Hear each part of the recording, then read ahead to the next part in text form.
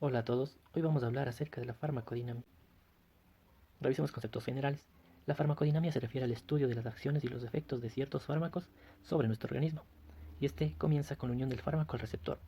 Puede que esta simple unión describa el mecanismo de acción del fármaco, como son los fármacos agonistas de un receptor, o puede ser que este fármaco active ciertas vías de transducción de señales, como tenemos aquí a la epinefrina que se va a unir al receptor para esta y va a transformar el ATP en AMP cíclico, y esta funciona como segundo mensajero.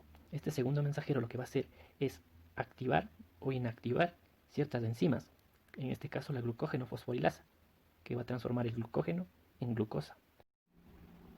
Los receptores, ¿qué son? Son macromoléculas que detectan el estímulo y lo envían a la célula para que estos generen una respuesta. Los receptores se pueden clasificar según la especificidad por el fármaco, la localización en los tejidos y la secuencia primaria de aminoácidos. Para comprender esto mejor hemos traído un ejemplo. Vamos a tener que los receptores adrenérgicos se dividen en dos tipos, los tipos alfa y los beta. Esto de acuerdo a la afinidad por la noradrenalina y la adrenalina. También se dividen en subtipos, los alfa 1, los alfa 2, los beta 1 y los beta 2. Esto de acuerdo a su distribución por los tejidos. Vamos a tener que los alfa 1 se ubican en la musculatura lisa vascular, los alfa 2 en los lipocitos, los alfa 1, los beta 1 en el corazón y los beta 2 en la musculatura lisa respiratoria. A partir de la secuenciación genómica se han descrito otras muchas proteínas semejantes a receptores para las cuales no se ha identificado ningún ligando. A estos se les conoce como receptores huérfanos y son de gran interés para los laboratorios farmacéuticos, ya que constituyen dianas para el desarrollo de nuevos fármacos. Interacción fármaco-receptor. Los fármacos y receptores se unen mediante enlaces de hidrógeno, iónicos o hidrófobos de Van der Waals. Estos son enlaces débiles, reversibles y permite al fármaco disociarse del receptor a medida que disminuye la concentración tisular del fármaco. Esta capacidad del fármaco de unirse a su receptor se denomina afinidad. También existen ciertos fármacos que se unen con enlaces covalentes permanentes hacia sus ligandos, esto en caso de antineoplásicos que se unen al ADN.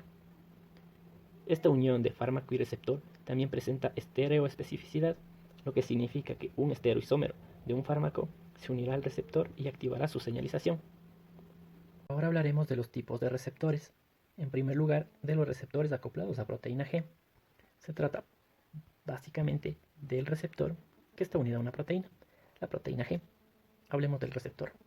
El receptor es una proteína que atraviesa la membrana y cuenta con 4 dominios extracelulares dispuestos a manera de asas, 7 dominios transmembrana dispuestos a manera de bucles y 4 dominios intracelulares dispuestos a manera de asas también. Vamos a tener que en la tercera asa va a estar unida la proteína G. Esta proteína sirve de receptor para muchos ligandos, como la acetilcolina, la adrenalina, la histamina, los opioides y la serotonina. Ahora hablaremos de la proteína G. Es una proteína heterotimérica, ya que cuenta con 3 subunidades. La subunidad alfa, que está unida al GTP en su forma inactiva, a la subunidad beta y la subunidad gamma. Entonces tenemos que ante la unión de un fármaco al receptor se va a producir cambios en la conformación de la subunidad alfa. Esto hace que se separe del GDP. Esta separación va a provocar que la subunidad alfa ahora esté unida al GTP. Esta unión hace que se pierda afinidad entre subunidades, haciendo que se separen. En un monómero alfa GTP, que es la forma activa de la proteína G, y un dímero beta gamma, las cuales no se separan. Vamos a tener que la forma activa de la proteína G, la alfa GTP, va a irse hacia la enzima adenilato ciclasa y va a provocar que ésta se active o se inactive dependiendo del tipo de subunidad alfa a la que esté unida el GTP. Vamos a tener que existen 3 tipos de subunidad alfa. Tenemos la GAS, que es la estimuladora, que va a aumentar la actividad de la adenilato ciclasa y aumenta la producción de AMP cíclico. También tenemos a la GAI, que es la inhibidora, que va a disminuir la actividad de la adenilato ciclasa y disminuir también la producción de AMP cíclico. También tenemos a la subunidad GAQ, que activa la fosfolipasa C, también activa la inositol 3-fosfato y al DAG, que es el diacilglicerol. Esto va a provocar que se aumente calcio. El aumento de AMP cíclico va a provocar que se active la proteincinasa. Esta proteincinasa lo que va a hacer es activar a la glucógeno fosforilasa para transformar el glucógeno en glucosa. Proteínas transportadoras de membrana. Entre ellas tenemos a los canales iónicos dependientes del ligando, en la cual se necesita que el fármaco se una al receptor para producir la apertura del canal iónico y permitir el flujo de sodio, cloro, potasio o calcio. En este punto existen fármacos que pueden unirse al mismo sitio que el ligando. A este sitio se le denomina sitio ortostérico y pueden competir por el receptor. Si se unen a sitios diferentes, se los llama sitio holostérico. También tenemos a los canales iónicos dependientes de voltaje. En estos canales ya no se necesita la unión ligando-receptor. La apertura o cierre del canal va a depender del voltaje a ambos lados de la membrana. El tercer grupo de receptores van a ser los receptores de membrana con actividad enzimática. Se dividen en 5 tipos. Tenemos al receptor guanilato ciclasa, al receptor tirosina sinasa, al receptor asociado a tirosina sinasa, al receptor tirosina fosfatasa y al receptor serina treonina sinasa. Vamos a conocer al receptor guanilato ciclasa. Es una proteína transmembrana que tiene un único dominio extracelular, en la cual se va a unir el péptido natriurético auricular. Esta unión va a provocar que se active la guanilato ciclasa y va a transformar el guanosin trifosfato en guanosin monofosfato cíclico. Receptor tirosina sinasa. El receptor tirosina sinasa es una proteína que tiene un dominio extracelular, un dominio transmembrana y un dominio intracelular con actividad tirosina sinasa. Cuando llega un ligando, que puede ser un factor de crecimiento epidérmico, un factor de crecimiento nervioso o en este caso la insulina, estos receptores dimerizan y se produce una serie de fosforilaciones de sus residuos tirosina. Estas subunidades fosforiladas son reconocidas por la proteína IRS, que también sufre fosforilación de sus residuos tirosina. De esta manera, puede ser activada en ciertas vías de señalización. Entre las más importantes tenemos la vía de señalización de la fosfatidilinositol-3-cinasa, la vía de la MAP-quinasa y la vía de la fosfolipasa C. Por último, vamos a hablar de los receptores nucleares. La familia de receptores nucleares consta de 2 tipos de receptores, con una estructura proteica similar. Ahora vamos a hablar de los receptores nucleares de tipo 1.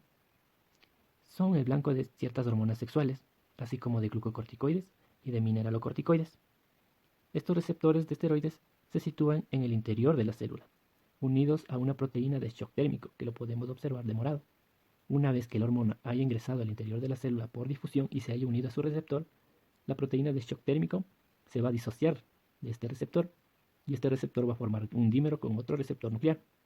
Este dímero va a pasar a la membrana nuclear, va a unirse a secuencias específicas del ADN que son promotores y va a iniciar la transcripción y la posterior traducción y la síntesis de proteínas que van a modificar la función celular. Receptor nuclear de tipo 2. Tiene ligandos no esteroideos, como la hormona tiroidea, la vitamina A, D y los retinoides. Estos receptores se encuentran ya en el núcleo y son activados por la entrada del ligando hacia el interior. Y al igual que en el receptor nuclear tipo 1, va a iniciar o se va a unir a secuencias del ADN promotores que va a iniciar la transcripción. Relación dosis-respuesta. Es la relación entre la concentración de un fármaco y la magnitud de la respuesta. Existen 2 tipos de relación dosis-respuesta, las escalonadas y las cuánticas. Hablaremos de las escalonadas. Es la medida del porcentaje de la respuesta máxima y el logaritmo de la dosis del agonista. Existen 2 tipos de respuestas, la respuesta máxima, que es cuando el fármaco ha ocupado el 100% de los receptores, y la semimáxima, cuando el fármaco ocupa el 50% de los receptores. Puede ser que ocupe un menor porcentaje, pero su respuesta será siempre semimáxima. También la respuesta máxima de un fármaco se la conoce como eficacia, y los receptores no unidos restantes serán los receptores de reserva. La potencia. La potencia es la dosis que produce el 50% de la respuesta máxima, y esta se la determina mediante la dosis efectiva media.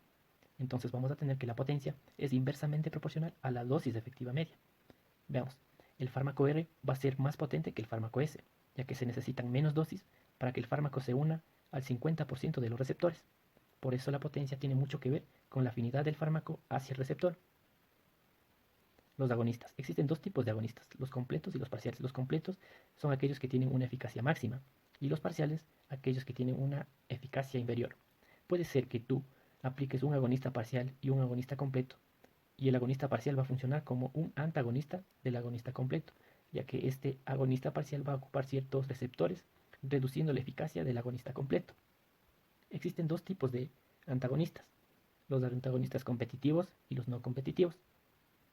Los antagonistas competitivos se unen de manera reversible a los receptores, y sus efectos pueden neutralizarse si la dosis del agonista se incrementa lo suficiente, como es en el caso del fármaco Y. También existen los antagonistas no competitivos, como en el caso del fármaco S, que se une de manera irreversible a sus receptores. Entonces, por más que le apliques más dosis del fármaco, no vas a poder neutralizar la curva del agonista. Relación dosis-respuesta cuántica. Es la relación que existe entre el porcentaje acumulado de sujetos que presentan un efecto del todo nada y el logaritmo de la dosis del fármaco. En este caso, la dosis efectiva media va a corresponder a la dosis que produce el efecto observado en el 50% de sujetos de experimentación. Esta relación nos sirve para calcular el índice terapéutico y el factor de riesgo de un fármaco. El índice terapéutico se calcula con el cociente entre la dosis letal media y la dosis efectiva media. Y el factor de seguridad se define como el cociente entre la dosis que resulta letal para el 1% de los sujetos y la dosis que produce un efecto terapéutico en el 99% de los sujetos.